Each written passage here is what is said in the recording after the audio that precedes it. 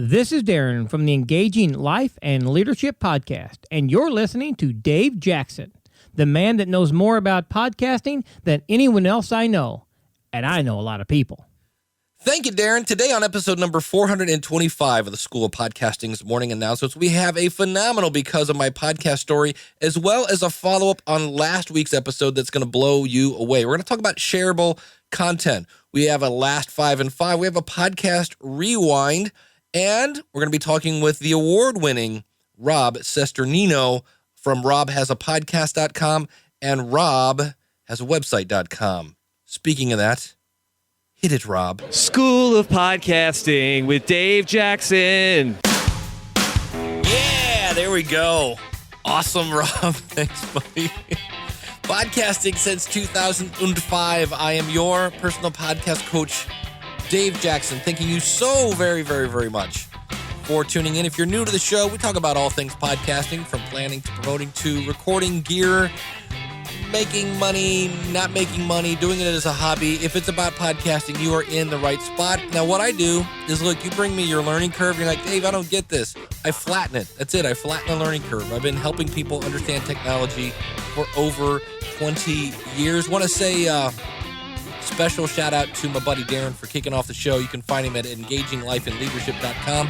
And also, one of the first people ever, if we take Rob from Lipson out of the picture, but the actual first person, not a company, to send me something. He sent me a t-shirt, which is very, very cool. So, Darren, thank you so much for that. And if you're new to the show, one of the things I like to do is I start off the show with either some podcasting news or podcast success. And we've got some feedback from across the pond. So without further ado, this is Because of My Podcast. If you can answer that question, Because of My Podcast, blank. Go to schoolofpodcasting.com/contact. And a couple weeks ago, we talked about overcoming the fear.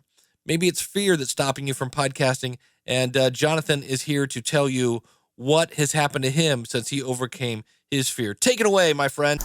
Hi Dave, this is Jonathan Downham from criticalcarepractitioner.co.uk. I'm from over the water, as you can probably hear. Love your show, absolutely fantastic. You wanted a Because of My Podcast message. Well, here's mine. I've left you one before, but I thought you might want to hear this one. You spoke on the last podcast episode about fear and what's stopping people from jumping the other side of the fence to do some podcasting. I'm on episode number 14 now, so I did it back in February and I absolutely love it. Why do I love it? What has it done for me? Well, it's allowed me to network with so many different people in my profession. I work in intensive care, in the intensive care environment in the UK, and who have I networked with as a result of my podcast? I've spoken to professors from Australia, America, Canada. I've spoken to organisers of an internationally held course in Australia that's next year going to be in the States, that's well respected throughout the social media world and through the medical world. I've spoken to a producer of fantastic, very downloaded YouTube videos who teaches all kinds of medical stuff, and he does some brilliant YouTube videos. I've spoken to him as well, and he's going to be on my podcast soon.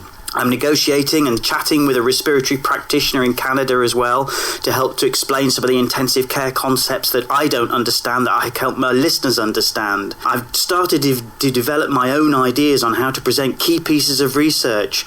I've had discussions with people from around the world, and I think it's helped me develop as an individual as well. I love it. I love it. I love it. And if fear is holding you back, get over the fear and do it. You don't need much equipment. What have I got? I've got a Blue Snowball microphone, which everyone says you shouldn't have, but it works for me. It's attached to my computer at home. I use Audacity to edit the podcast, and that's all I do. And I absolutely love it, and I can't wait to do more. Dave, I love your show. You're one of the inspirations for why I continue to podcast. Brilliant, my man. Thanks for the English accent as always. Oh, and by the way, Dave, Steve Stewart. Hey, it's Sunday. I got to say it. Preach on, brother. I got to tell you, my goodness. Did you hear that? Get over whatever fear you have. Get over it and the guy just kept going on and on. Awesome. Criticalcarepractitioner.co.uk. And speaking of the one, the only, Steve Stewart. Last week, I always tell people, if you make good content, people will share it, right? Your listeners will share it. Your mom will share it. Maybe your dad, maybe not. He doesn't understand that podcasting thing. And last week, I did an episode. Now, if you're confused because last week was 426 and this week is 425, it's because I had, okay. Deal with it, okay? Last week was 426. We went back in time, right? And this week's 425. Okay, just deal with it. And so last week, 426, I had Jared Easley from starvethedoubts.com. Have you checked out his show yet? starvethedoubts.com. And I knew Jared from Podcast Movement, and I met Matt Lovell from Podcast Movement, and it was interesting hearing Matt talk about how he met Jared. If you haven't listened to it, it's a good episode. How do I know it's a good episode? Because it kind of exploded. And what was interesting is Jared took it and put it on his podcast, which is cool. That's a whole other audience that may have no idea who the heck Dave Jackson is. But what I kept seeing was over and over and over on my Twitter stream, which you can find me at @LearnToPodcast, and people just sharing it. Oh, check this out. Wait till you hear this. And I knew I had, when Matt told me that story of how he met Jared via Twitter and what it had led to, I went, wow, this is a story that's got to get out there. And so when I say things like, when you make content that connects with people, they will share it. I say that because I made content last week that connected with people and they shared it. Not to kind of pat myself on the back. I just knew that was going to be a cool episode, and it keeps going. So speaking of Steve Stewart from moneyplansos.com, he forwarded me something from a Facebook group. And check this out. Because in that episode, I believe it was Jared or it might have been Matt, but somebody mentioned James Woosley. And it says, so this is what Steve forwarded me from Facebook, from James Woosley. Okay, so Jared Easley mentioned me on a podcast, and an old friend from my Maryland consulting days heard it, prompting him to reconnect with me. Torian Walker and I talked for the first time in about 10 years today. Thanks, Jared. Talk with you tomorrow. So it's interesting to see how it just keeps evolving. And in a way, your podcast can be a rock that you throw into the lake and the ripples just keep going and going and going. And you may not get to see all the different ways that you inspire people, that you make them laugh, that you make them cry, you make them think, you just entertain them, whatever it is that you're doing with your podcast. You may not get to see that all the time, but realize I think it's a matter of physics. If you throw that rock into the lake, it's going to have ripples. And like I said, when you make great content, it's going to leave ripples. And I want to thank Steve Stewart for forwarding that over to me. He's such a great guy. And Steve is making ripples because his podcast, Money Plan SOS, has been nominated for some sort of financial blogging /podcast award. So congratulations to Steve. And now it's time for a Last 5 in 5. What were the last 5 podcasts you listened to? Now, we're going to get to my interview with Rob in a second, but in the meantime, now I'm going to leave this particular file the way it is. This was recorded on my Roland R-05, and I have a microphone that is 2 condenser microphones that plug into this, but they clip on. So you're going to hear Rob kind of a little more on the left and me a little more in the right. So I just left this one. This is unprocessed, and it sounds like this. Now, if you're new to the show, again, what were the last 5 podcasts you listened to? And here are Rob's. And as always, we like to pop quiz everyone. It's that time. You can cheat and look at your phone. Okay. What were the last 5 podcasts you listened to? The last 5 podcasts I listened to. This is almost unfair to ask at the last day of Podcast Movement. Well, let me look. We're all tired. We have, it's like, I don't remember what I ate for breakfast, let alone.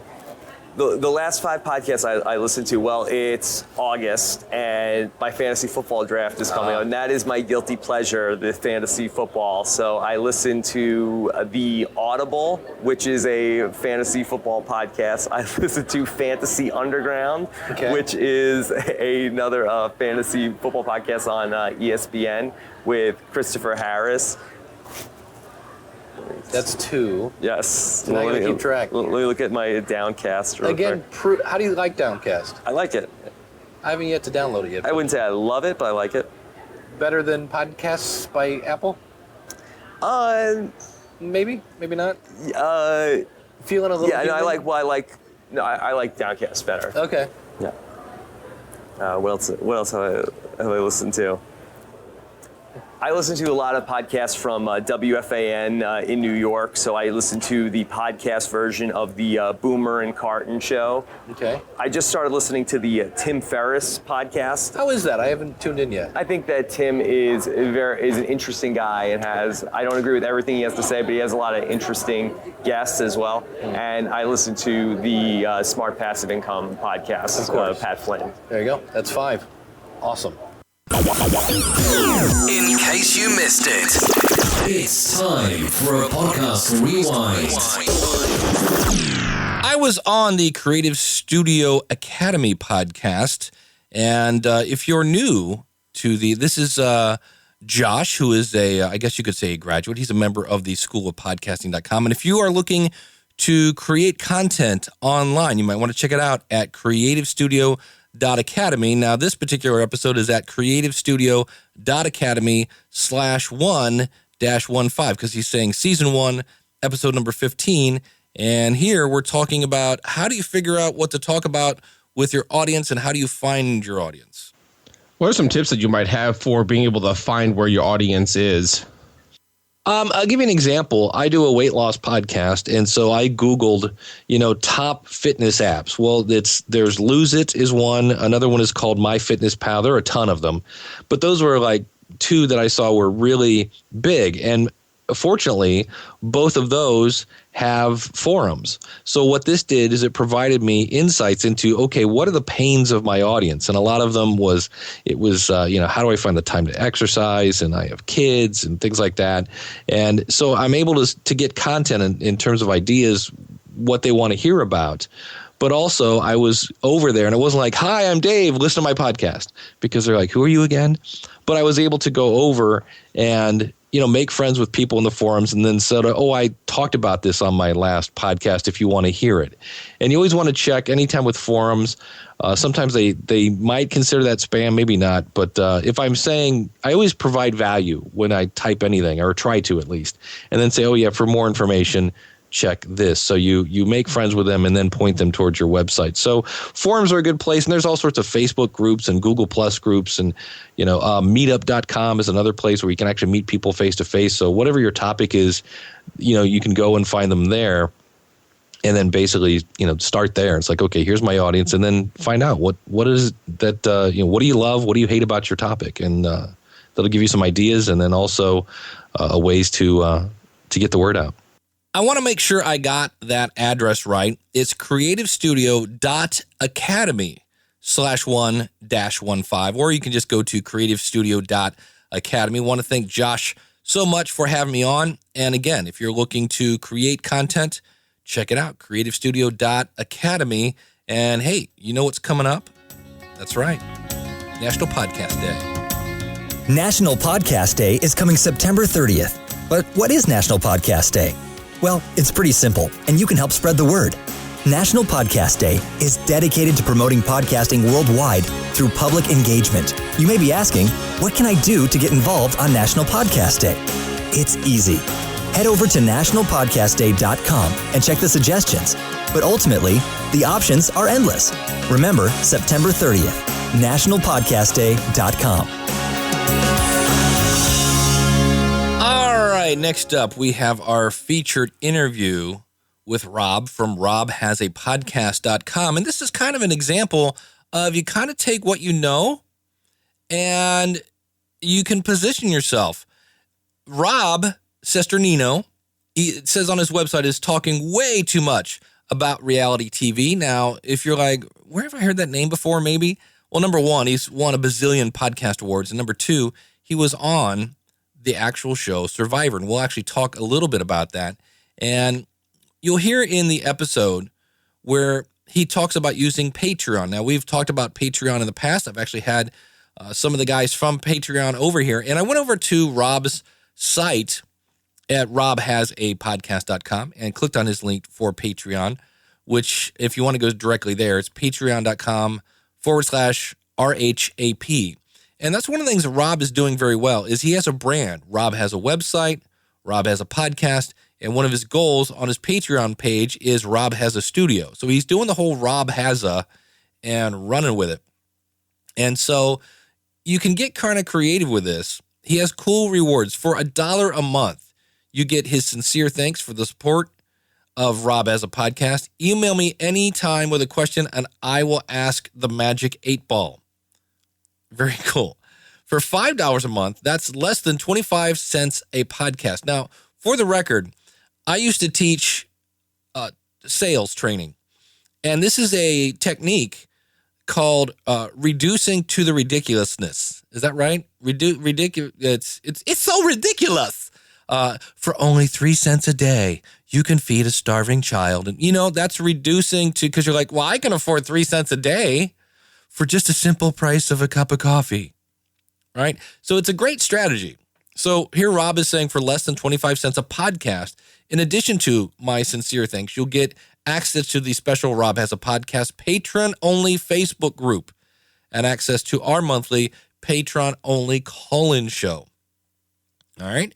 For $10 a month, that's less than 50 cents a podcast, in addition to his thanks, to access the Patreon-only Facebook group and access to the Patreon-only monthly live podcast. I will send you an autographed Rob Has a Podcast photo signed any way you choose with all the fixins. Please include your mailing address and let me know how to sign the photo. That's $10 a month. For $25 a month, this is huge.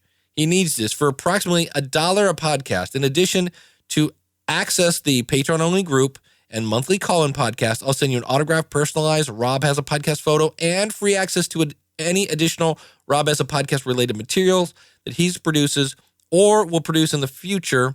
Content like the Rob Has a Podcast roast, Survivor Amazon commentary. It's $25 a month. And so he's got 292 patrons doing $5 a month. He has 102 doing $10 a month. And he's got 60 people doing $25 a month. And you'll hear, he talks about this, it didn't happen overnight. But right now, as I look at his page, if we were to do the math on that, it's 536 patrons. I got to say that because there's Patreon and patrons is what you get when you basically support somebody on Patreon. But he's getting $4,417.02. And who donated 2 cents? But nonetheless, it is there. And we're going to hear about his podcast. I actually asked him a question about Survivor. And a super nice guy. Now, I got to say this up front. I feel bad for Rob because I've been wanting to have Rob on his show. He's got great insights into YouTube. Super nice guy. And Rob was in my session at Podcast Movement. I said, hey, let's just do our interview right after the session. Man, was that a bad idea? Because here's the thing. I had worked so hard on my presentation. If you heard it, that was a couple episodes back. I literally put everything I had into it. And my brain, I'm going to steal this phrase from Jess from She Podcast. My brain turned to pudding. And so we had awesome content like this with me and Rob. You ready for this? Awesome. This is a brain fart. I'm trying to figure out where we want to go. Yeah, my brain just went to pudding. Here we go. Here's another one. See, another brain fart. I had a really good question. Yeah, nothing. I just had it. My brain was pudding. And then you thought it was. And then later I did this. I have a lot of brain farts today. Yeah. It's because I'm tired. My brain is fried. I was really surprised. And so if you think doing interviews is easy, It's not. We've mentioned this before. You have to be listening. You have to be thinking about what your next question is. And this is one of those cases where I thought, well, I know Rob. I know I want to ask him about YouTube. I want to ask him about Patreon. I want to ask him, just about his show and how he got started, what his background is, things like that. I'll just wing it. Because after all, I've got 400 some episodes now. Bad idea. I should have sat down and wrote out some questions ahead of time, because there are those times when you have this. Awesome. This is a brain fart. That you can look down at your piece of paper and go, what was I going to ask? Oh, here we go. So kudos to Rob, and kudos for me and my editing skills for taking some. I thought I would play that with you just to let you know. Think about, try to give yourself some time before you podcast to really get your brain in gear. And sometimes when you think you're Superman, you end up sounding like this. I have a lot of brain farts today. Yeah, so thank you to Rob. And I felt so bad for the poor guy, because he's sitting here talking to me and I'm going, dang. So Rob, you're awesome. And here is my interview with Rob. And this is on we tried to find a quiet place at the hotel, but you'll hear some background noise now. Where the other ones you heard, where I was kind of in one channel and he's the other, I've taken this now just to give you the behind the scenes of what I did.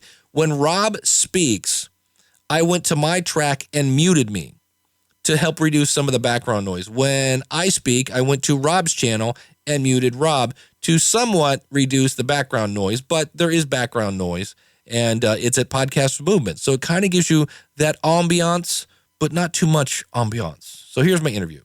Here I am. I'm in the lobby of Podcast Movement, and just got done doing my presentation, and I'm hot and sweaty, but I'm very excited to have Rob from robhasawebsite.com, the award-winning. Now, your podcast is called Rob Has a Podcast. Yes, that is correct. And then you can find it at Rob Has a Website.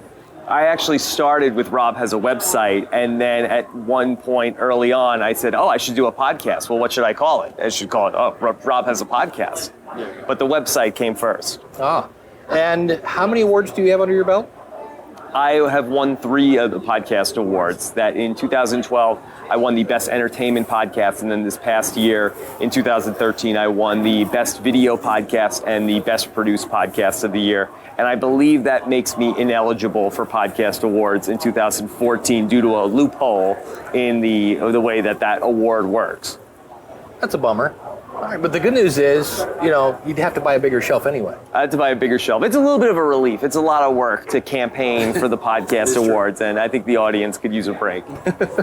Well, tell us, how did you get into it? When did you start podcasting? Sure. I started podcasting back in 2010, and it was at a point in my career when things were not going well, and I didn't have anything to be doing, and I was hoping that my website and ultimately my podcast would be sort of like a reel or a resume for me as a content creator of, hey, I'm making this content and I'm doing stuff, so this would be a good thing to show people who would potentially hire me for a job. And that's not ultimately what ended up happening, but some of the skills I learned of being a podcaster and making a website and SEO and social media ultimately did lead to some career opportunities, which I've been working on over the course of the years. Okay, and your career is?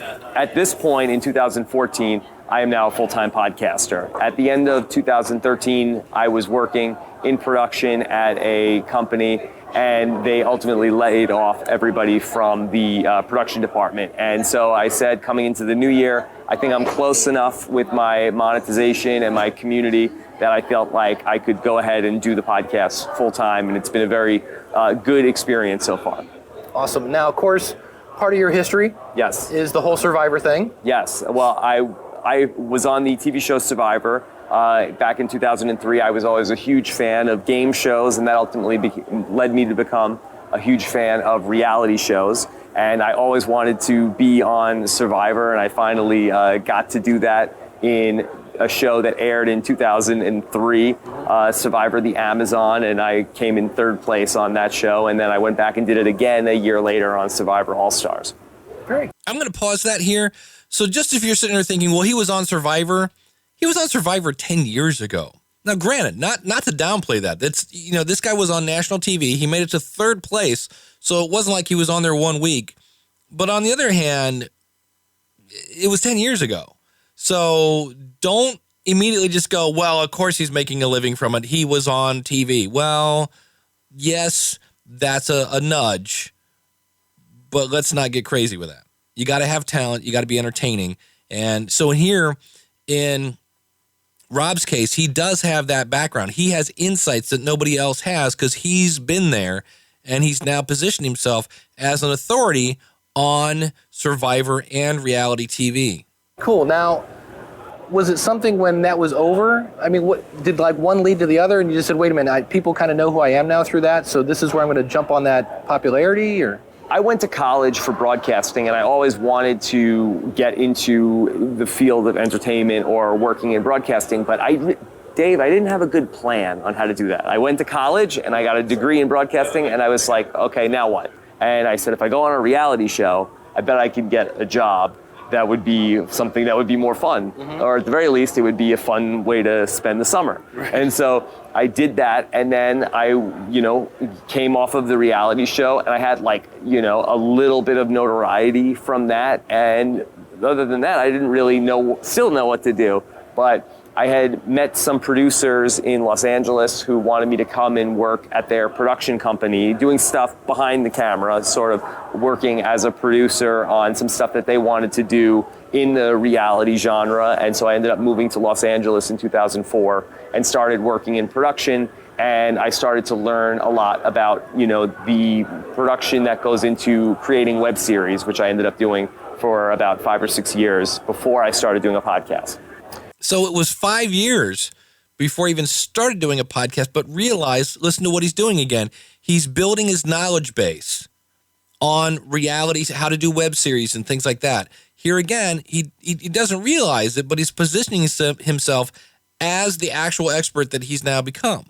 So your show obviously is video. Do you also do an audio version of this? But I've always been audio first, but trying to use video as a way to sort of have another way for people to discover and watch the content.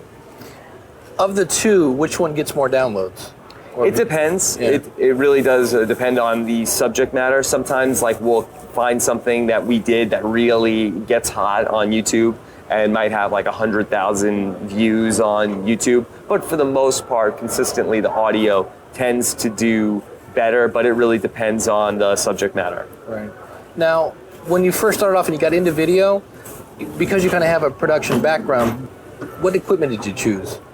Was it starter stuff, or did you already know to go for the pro stuff? Or when I started doing video, I was really just using the webcam on the computer, and this production part of me started to say, well, that doesn't look good. And I started to get more into trying to figure out what to do with lighting and how to make my set look better. What I have now in my setup is I have a separate, lighting setup than I would normally have in my room, where I use all the daylight color temperature bulbs, and I'm able to, have a key light, which is behind my camera, which I think is something that not a lot of people get right when they start doing some sort of video podcast, and they'll have a lamp behind them and stuff that really throws off the lighting, or there'll be a little backlit. So I sort of really have, focused in on, where the lights should be, and, just how hot the lights should be, and, the right color temperature for shooting video, which I think is more of the daylight color temperature as opposed to the tungsten bulbs, which make things look a little yellow. Yeah. Awesome. And what are you using for your microphone? I'm using the Heil PR40 for my microphone now. That wasn't obviously what I started with, but I use that same microphone for my audio and for my video. My video is just me recording the audio version of my show, and I try to make it look sort of like, how it looks when they record a radio show on TV, and that's, the look that I sort of go for. What was your first microphone? Do you remember? The first microphone I used when I started podcasting was the microphone that came with GarageBand for my PlayStation, and nice. I just plugged that into my USB, and then I got some Samson C40, I think was the microphone, and it was like, I bought it used, and it was like half, well, it only worked on one side. And then I ended up going with a Blue Yeti for a while, and that was good. And then my wife would be my co-host. We both were talking into the same microphone to do the podcast, and then ultimately I ended up going with the Heil PR40 at this point. I've had that for about 1.5 years. And so there really wasn't anything wrong with the Yeti? You just liked the PR40 better? Or? The issue I would have with the Blue Yeti was there was a lot of, like, if my wife would put a drink down on the table, you'd hear that, or any sort of, like, if I dropped the pen on the table, you would hear that. And because for whatever reason, it really just picks up a lot of the noise of whatever it's resting on. And that's just because, if we're going to get our geek on, it's a condenser microphone. So we have said this in the past. Any kind of microphone, you're looking for a dynamic microphone. Condenser microphones are great if you're in a radio studio with tons of soundproofing and really thick walls. Otherwise, as they said, it'll pick up a pen dropping and breathing and things of that nature. So just another example of that. And here, in this case, he moved to the Heil PR40, which is a great microphone. Realize that's about $300 and about $600 by you buy the stand and everything for it. You don't have to start with that. You can use the Audio-Technica 2100 is what I use a lot for some of my stuff. And you can find that by going to schoolofpodcasting.com/2100. So I was putting like foam rubber underneath it to try to minimize it, but I never really was able to get rid of all of those like taps and dings on the table until I got something that was, hanging suspended over the desk as opposed to something resting on the desk. Do you do anything during the show? Is there any kind of like live tweeting or anything going on during the episode of the thing I'm about to podcast about? Yeah. I do a lot of live tweeting during the episodes of, say, Survivor and Big Brother, because that's when people are watching the show, and I tend to get a lot of new Twitter followers if I tweet something funny about the show and then it gets retweeted. When I'm doing live tweeting during the shows, I'm always just trying to come up with jokes and stuff that people will like and then ultimately retweet because they think they're funny. And then I tend to find a new audience of people who didn't know I existed before somebody who they follow retweeted what I said. And then hopefully they see that, hey, I'm going live right after this. Come join me and come be a part of the show and ask your questions live during the content. So it tends to be, live tweeting is a good way for me to end up getting more and more people into the door. And are you using just like the chat on Google Hangouts, or use some sort of special chat service? Or what I do is I embed the video from the Hangout on Air on my website, and then I use a site called Chatwing, chatwing.com. They have a free chat plugin, and I embed that underneath the video player on my site, and people can come in, and I want people to chat with each other as they're going along listening to the show. You're doing this full time now, and your primary income is through Patreon? I've been using Patreon since the beginning of this year, and if you were to break up my monetization into a pie, that would be the biggest piece of the pie is Patreon, which is crowdfunding for content creators like podcasters and people on YouTube. And I have about 400 to 500 members of my community who are making monthly contributions to the podcast. That's awesome. Yeah, I did not expect it to get to that point so quickly. I know they have the one option where you get paid for every video, or yes, a monthly. Which one did you choose and why? Yeah, Dave, when I started, I was doing every podcast, and I do about 20 to 25 podcasts a month, and I said to people, okay, well, how about a quarter a podcast? Everybody gets it for free, but if you want to support this, it's an hour-long show. A quarter, I felt like I like the idea it was like a jukebox of, if you want to support the show and you want to give me a quarter for every hour-long show I do, then I would greatly appreciate that. But it got to the point where at the end of the month, some people it was like, okay, well, this month $4.75, this month $5.75, and people were, I'd rather just give you a flat rate so I know what I'm doing every month. So we ended up switching it to the monthly amount. And I would recommend any podcaster that's going to do it. I think monthly is the better way to go. For some people on YouTube who are doing a video like every month, or maybe 2 videos a month, I think that per piece of content works better. But for podcasters, I think the monthly way is the way to go. Yeah, because if you're not putting out that much content and people are still giving you money, now you feel like I'm not giving them any value. Yeah. Because I went on vacation and there wasn't anything or whatever. So that's a good choice. What did you use before you used Patreon? Before I used Patreon, I would rely a lot on my ads on the website. I run ads on robhasawebsite.com. I also have ads before my YouTube videos. And while that doesn't, bring in a ton of money on its own, my search traffic or my website traffic over the years had gotten to the point where there was, money coming in from that was not bad. And also, people use my links for Amazon.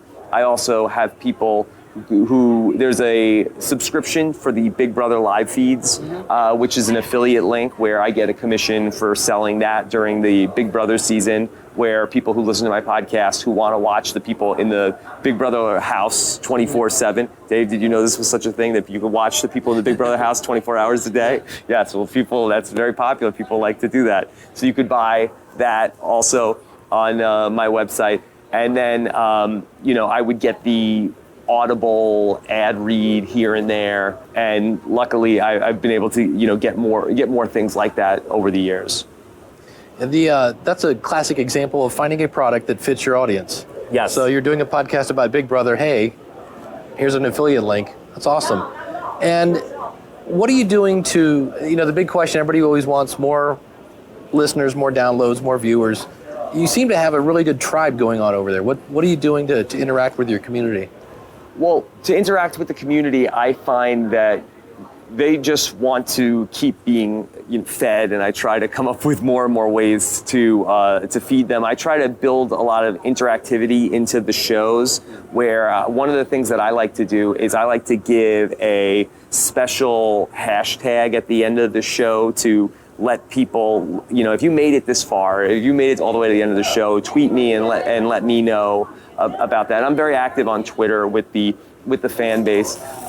It's one of the things that we get to do because we're not dealing with, subject matter that's necessarily like serious or educational. We can have a lot of fun with what we're doing. So I try to, create a lot of like jokes and humor on social media that we can get to do.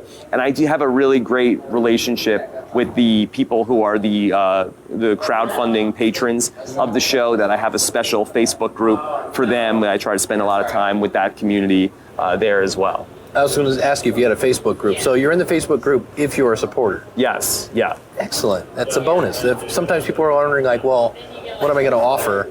And in some cases, that solution is just a community, because we all want to kind of hang out with like-minded people. And awesome. And as you've gone through, have you tried anything that just like, wow, that didn't work? I probably have tried a lot of things that didn't work. Off the top of my head, I'm trying to think of something that really didn't work. I've tried on different occasions to try to push more of the interactivity to Google+, and I've gotten resistance from the community with that. Stop trying to make Google+ happen as the primary means of. Facebook used to be really great before they switched over their pages to only the admin of the page could post. We saw a lot of great interaction on the Facebook page for the podcast, and I said, hey, I think we could do that all on Google+. And some people adopted it, but a lot of people who, are my listeners are not, into tech, which Google+ is really great for tech, but not everybody is into it. And that was something that didn't work. But I'm sure if I really racked my brain, I could come up with much more colossal failures. Now so how many podcasts do you have? You have the one on Survivor, you have the one on Big Brother. Yeah. Everything reality is under Rob as a podcast. Okay. And so that's all me. I might do between, anywhere from, 5 to 8 shows per week on Rob as a podcast. And then this year, what I wanted to do was I wanted to also branch off into talking about scripted TV shows and do the same sort of model that I do on Rob as a podcast on the scripted shows, which is called Post Show Recaps, which is a separate site. And so I do some shows there, but I also have other people from my community also podcast about different TV shows like Game of Thrones and The Walking Dead and Sons of Anarchy and stuff like that on a separate site. How do you find topics that aren't just, well, on this week, so-and-so punched somebody in the face, and is it? Do you go deeper with the recap, or? On the scripted side, it can be tougher to not just talk about, beat by beat, blow by blow, here's what happened on the episode. On the reality side, it's a little different because I always will talk to past people from the shows, and I almost talk about it like I'm talking about sports or talking to an athlete, and like, okay, your season when you played with somebody that was like this, and what do you think of this person? Does that remind you of this person? What do you think of that strategy? And so we can really sort of get into the machinations of the game with somebody, but on the scripted side, it could be a little, difficult to say, so what do you think is going to happen next, especially when it's something like Game of Thrones, where my co-host has read the books. And so talking a little bit more about, did you like how they did this, and wasn't that fun, and trying to, have fun with what we just saw, but not so much talk about predictions of what's going to happen, where we can do that on the reality side more safely. I see. And so really, is your show about Survivor almost like a primer for those that are thinking to get on the show? A lot of the people that listen to the show do want to be on Survivor, but we tend to talk about what happened and break down what happened and why, almost the same way that you would listen to something about like a baseball game or a football game after the fact, where we talk about, the important things that happened and why they happened that way, and, learn a little bit more about the game, which people really love after all this time, almost 15 years on the air. People really love the game of Survivor. So we really go deep into talking about it. The strategy. Strategy, yes. Huh. Now, if I don't ask you a Survivor question, people are going to go, why didn't you ask me about Survivor? Give us a behind, like how, I know now reality TV compared to what Survivor originally was, is, to me, I think Survivor is, for the most part, reality or more real than Gene Simmons' Family Jewels, or these other ones where it's like, it just so happened that, Gene ran into Carrot Top when his car broke down. I'm like, okay, I'm not buying that for a second. So behind the scenes, what would be something that maybe people might be surprised to know about Survivor? Well, just to go back to what you were saying with Gene Simmons, there's a difference between, I feel like, a show like Survivor, Big Brother, The Amazing Race, and other shows that are sort of like the Kardashians and Gene Simmons, which are sort of like contrived reality shows. Those are almost like, hey, let's do a sitcom really cheap, where we'll take a celebrity and then we'll set up all these contrived situations to have them interact in. Whereas opposed to a show like Survivor or Big Brother, there is a game that's happening with a bunch of allegedly normal people, and who are, trying to outwit and outplay each other. And that's really the show that me and most of my audience really love to watch how that happens. How do people try to, what will people do to one another to try to win this game, and what are the tactics they'll use in the strategy? And that's the really fun stuff. As far as, how real is it? It is very real. You're really out there. A lot of people think, they'll feed you. There's like a craft service. Okay, cut. All right, everybody, take a shower. Enjoy your lobster. No, you're really out there. And I think a lot of people get surprised when they go out there and they're in for a shock, because it is real. Well, first of all, while you're here, let's talk podcast movement. Yes. You've been to New Media Expo, now you've been to podcast movement. Thoughts on either or? I really have liked the podcast movement. I really enjoy that it's a little bit of a more intimate crowd than, New Media Expo, where you have all these other people that are bloggers and social media people and God knows what else, internet marketers and all these things. Whereas podcasters, you meet somebody and like, hey, what's your podcast? What's your podcast? And so I think that we are much more, kindred spirits here at the podcast movement. And I think that Dan and Jared did a really great job of organizing this. I think it really became a bigger thing than probably they ever expected it to be. And so it's really cool, and it looks like they're going to do another one next year, and I'm very excited to come back. It's going to be awesome. Looking forward to it. As you go forward, any other shows you plan on starting, or things you're going to be doing differently, or? I feel like I have a good hold on strategic reality shows. So as more strategic reality shows come up, I plan to continue to cover them on Rob as a podcast. And then I'd also like to continue to see post-show recaps continue to grow and continue to cover more and more scripted TV shows over the years, and I'm trying not to grow that too quickly. I want to make sure that it has a solid community underneath it as it continues to expand. So I want to continue to keep going with that and continue to learn and become a better podcaster and a better podcast producer. And I'm very lucky to be able to be here and hear what you have to say, Dave, about everything. I've learned a lot from your show over the years, and it's a great resource. I want to go back to Patreon for a second, because a lot of people are really excited about that. Yes. What's the right mix? Because on one hand, if you just make your podcast, please support me, please support me, please support me. Did you get any kind of pushback from your audience in terms of what's this, and so any insights into how to set that up and how to communicate with your audience? Yeah, absolutely. I really did not beg for money, and I really don't talk about Patreon very much at all on my podcast. I think that a lot of people feel like, oh, okay, Patreon, great. This is what I'm going to do, and I'm going to just start to monetize my podcast. And they've barely started to have a podcast. Whereas I think that Patreon is a way that your audience can reward you for the content that they have already received. But I think that a lot of people go too quickly into, hey, time to cash in. Hey, I made, you had 10 podcasts, right? Time to, pay up. Give me some money. And I think that at the time that I started Patreon, I was going into year 4 of podcasting. Did you hear that? That's a keeper. Before he started thinking about, Patreon, now that doesn't mean he didn't have ads and things like that, but not episode 440, no, year 4.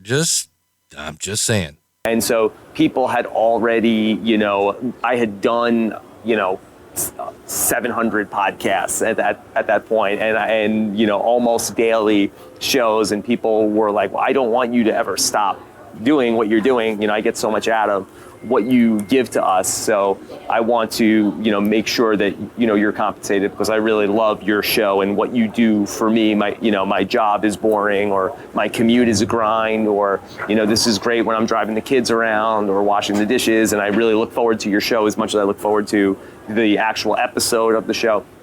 It's a little thing I like to call value that Rob is providing to his audience. Awesome.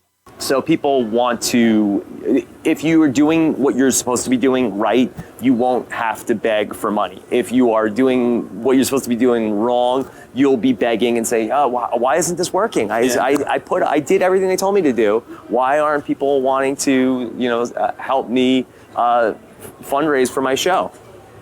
I think the secret to a site like Patreon or Kickstarter, I think, is you want to provide great content over a period of time, and then B is build community around that content, because without the community, your content could be the greatest show in the world, but if you don't have community of people who are excited about it, then you don't have anything. And then C would be to market to that community that you've built. And I think a lot of people do A, or think that at least they've done A, of like, hey, I've got a great show. Like C, time to monetize. And you really have to get that second step right before you can go ahead into the monetization arena. So here, did you catch that? Make a good show, and everybody goes to C, monetize. B, build the community. Provide value. I always say, when it comes to promoting your show, right, you have to figure out who your audience is, go there, make friends with them. That's what he's calling that, build community, then tell them about your show. Because if you just tell them about your show, they don't know who you are and they don't really care. So, great insights here. Do you ever do anything like you talk about what you talked about on the webinar? Where, like, let's say you're doing a show and you're talking about this and you say, actually, Angie was on the webinar last week and she mentioned such and such and such. And if you're interested in that, go to Patreon. You kind of give a tease, like, oh, there's... How long does it take me to spit out a question? Poor Rob. Bonus content over here. At times, I'll reference it. I will also, thank the people who already are the patrons of the show at the end of a podcast. I've also done, teases, which are kind of like a joke where I say, This podcast is sponsored in part by the patrons of Rob Has a Podcast, and I try to incorporate something back into the episode of Survivor, Big Brother, that I'm just going to talk about, that which do more for me than the hidden immunity idol does for Tony. And so to find out more about the benefits of being a patron, go to robhasawebsite.com/patron, and then we go right into the show. So I don't spend a lot of time on the show talking about it, but I may do a plug there if I don't have another ad to read, or mention it at the end of the show. But I don't really spend a lot of time on it. There's a banner in the sidebar that at the top of the page to let you know that it's there. There's another banner at the end of where the text ends before the comments start, but I don't really hit people over the head with it.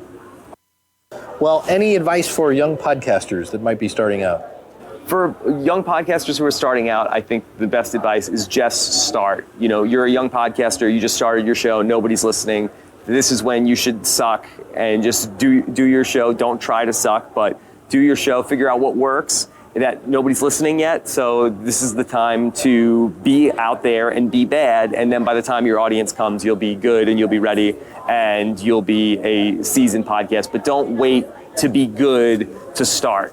You're not going to be good until you start to do it. That's right. You can't improve what you haven't started. Yeah. I think that'll be the title for this episode. Don't try to suck. Don't try to suck. Well, in a lot of Survivor circles, I'm known as the Rob that sucks. There is another Rob that was on Survivor who's a much more well-known Rob, and he is one Survivor, and he's on Survivor 4 times. So I like to talk about it, and I'm affectionately known as the Rob that sucks. So you can suck and still find your way in podcasting. There you go. And obviously you take yourself very seriously. Yes. Absolutely. So awesome. Well, thank you so much for coming on the show, man. Oh, well, thank you for having me. Awesome. Super nice guy. And again, you got to kind of have a thick skin. And he was talking about just start. I found this phenomenal quote by a guy named Les Brown. He's kind of a motivational speaker kind of guy. And it says, you don't have to be great to get started, but you do have to get started to be great. Can I say that again? You don't have to be great to get started, but you have to get started to be great. That's from Les Brown. You can find him at lesbrown.com. And that is going to do it for this episode. Again, everything that I mentioned today and everything that Rob mentioned, you can find at schoolofpodcasting.com/425.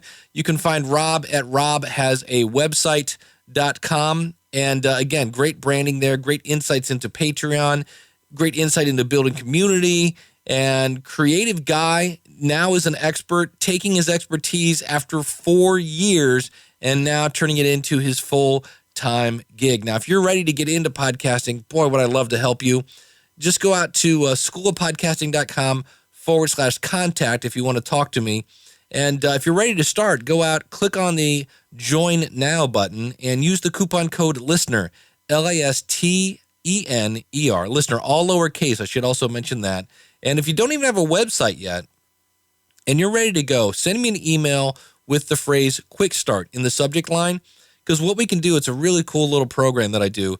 I send you a link so that you can order your web hosting through my affiliate link. Now, I actually earn money from that.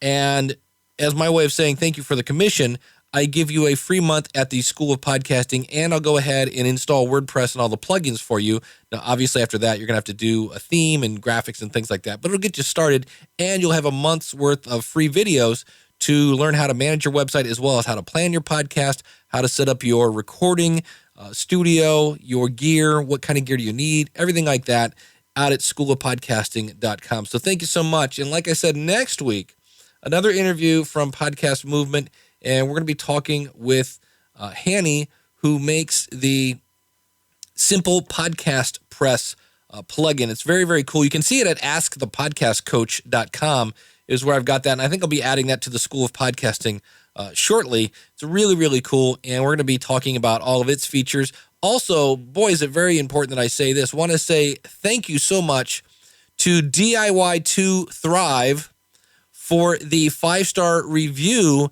in iTunes. It says, Dave is a great teacher and very entertaining to listen to. Listening to his content, absolutely a must for anyone thinking about starting a podcast. and will be helpful to any podcaster, no matter how experienced. And that came to me via My Podcast Reviews. That's a service from my buddy Daniel J. Lewis. For more information about that, go to schoolofpodcasting.com/MPR. There is a free version for that. I have the non-free version because I have it checking a bunch of my podcasts. But thanks so much for tuning in. And let me remind you to live today like it's your last one. Live tomorrow like it's your first. And don't ever let your problems bring out your worst. Don't ever take your mind off. Whatever is your goal, be true to yourself and follow your soul. Thanks so much for tuning in, and we'll see you again real soon with another episode of the School of Podcasting's Morning Announcements. Thanks so much. Take care. God bless. Class is dismissed.